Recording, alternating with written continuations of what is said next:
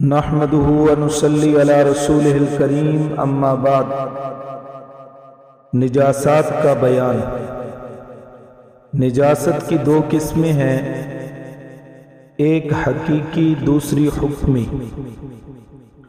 نجاست حقیقی وہ ظاہری ناپاکی ہے جو دیکھنے میں آ سکے، جیسے پیشاب پاخانہ۔ نجاست حکمی وہ ناپاکی ہے جو شریعت کے حکم سے ثابت ہو مگر دیکھنے میں نہ آ سکے، جیسے بے وضو ہونا۔ نجاست حقیقی کی دو قسمیں ہیں، ایک نجاست غلیظہ، دوسری نجاست خفیفہ۔ جو ناپاکی سخت ہو، تھوڑی سی بھی لگ جائے تو دھونے کا حکم ہے، اسے نجاست غلیظہ کہتے ہیں۔ جو ناپاکی ذرا کم اور ہلکی ہو، اسے نجاست خفیفہ کہتے ہیں۔ نجاست حکمی کی دو قسمیں ہیں، ایک حدث اصغر یعنی بے وضو ہونا، دوسری حدث اکبر یا جنابت یعنی غسل کی حاجت ہونا۔ مسئلہ نمبر 1، انسان کا پیشاب پاخانہ، سب جانوروں کا پاخانہ، حرام جانوروں کا پیشاب، آدمی اور جانوروں کا بہتا ہوا خون، منی اور شراب نجاست غلیظہ ہے۔ مسئلہ نمبر 2، پسینہ ہر جانور کا اس کے جوٹھے کے حکم میں ہے، اور جگال ہر جانور کا اس کے پاخانے کے حکم میں ہے۔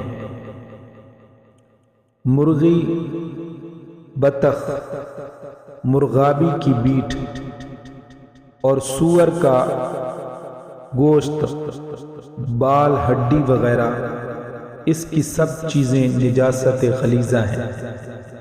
مسئلہ نمبر 3، انڈا تازہ ہو یا غیر تازہ، جبکہ اس پر نجاست ظاہری نہ لگی ہو، پاک ہے۔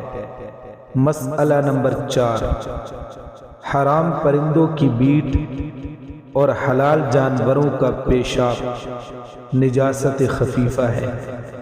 مسئلہ نمبر 5، نجاست غلیظہ میں سے اگر پتلی یا بہنے والی چیز کپڑے یا بدن پر لگ جائے، جیسے پیشاب، تو اگر ایک ہی جگہ یا کئی جگہ کی ملا کر پھیلاؤ میں ہتھیلی کے گہراؤ یا روپیہ سے کم ہو تو اس کا دھونا سنت ہے، اور روپیہ کے برابر ہو تو دھونا واجب ہے، اور روپیہ سے زیادہ ہو تو اس کا دھونا فرض ہے۔ اور اگر نجاست غلیظہ میں سے گاڑی چیز لگ جائے، جیسے پاخانہ یا مرغی وغیرہ کی بیٹ، تو اگر وزن میں اندازے میں 4.5 ماشے سے کم ہو تو اس کا دھونا سنت ہے، اور 4.5 ماشے کے برابر ہو تو دھونا واجب ہے، اور 4.5 ماشے سے زیادہ ہو تو اس کا دھونا فرض ہے۔ پس اگر کسی نے پانی سے استنجا کیے بغیر وضو کر کے نماز شروع کر دی تو پتلی اور گاڑی ہر دو قسم کی نجاستوں میں پہلی صورت میں نماز مکروہ تنزیہی ہوگی، معاف ہے، نماز نہ لوٹائے۔ دوسری صورت میں ناقص اور مکروہ تحریمی ہوگی، اگرچہ نماز کے فرائض اس سے ادا ہو جائیں گے اور قضا اس کے ذمہ فرض نہ ہوگی، مگر چونکہ ہر ترک واجب سے لوٹانا واجب ہوتا ہے، اس لیے پوری کر کے استنجا کرے، پھر تلافی کمی کے لیے اس نماز کو لوٹا لے۔ اور تیسری صورت میں جس میں دھونا فرض ہے نماز بالکل نہیں ہوگی، اس لیے نماز توڑ دے اور استنجا کر کے پھر پڑھے۔ مسئلہ نمبر 6، اگر نجاست خفیفہ کپڑے یا بدن پر لگ جائے تو جس حصے میں لگی ہے اگر اس کے چوتھائی سے کم ہو تو معاف ہے، اور اگر پورا چوتھائی یا اس سے زیادہ ہو تو معاف نہیں، اس کا دھونا واجب ہے۔ بغیر دھوئے ہوئے نماز درست نہیں۔ مسئلہ نمبر 7، نجاست غلیظہ جس ٹھہرے ہوئے پانی میں پڑ جائے تو وہ بھی نجس سے غلیظ ہو جاتا ہے، اور نجاست خفیفہ پڑ جائے تو وہ پانی بھی نجس سے خفیف ہو جاتا ہے، چاہے کم ایک قطرہ پڑے یا زیادہ۔ مسئلہ نمبر 8، بدن یا کپڑے پر غلیظہ اور خفیفہ دونوں نجاستیں لگیں تو اگر دونوں ملی ہوئی ہوں یا الگ الگ ہوں مگر دونوں برابر ہوں یا غلیظہ زیادہ ہو تو خفیفہ غلیظہ کے حکم میں ہوگی، اور اگر الگ ہونے کی صورت میں خفیفہ زیادہ ہو تو سب خفیفہ سمجھی جائے گی۔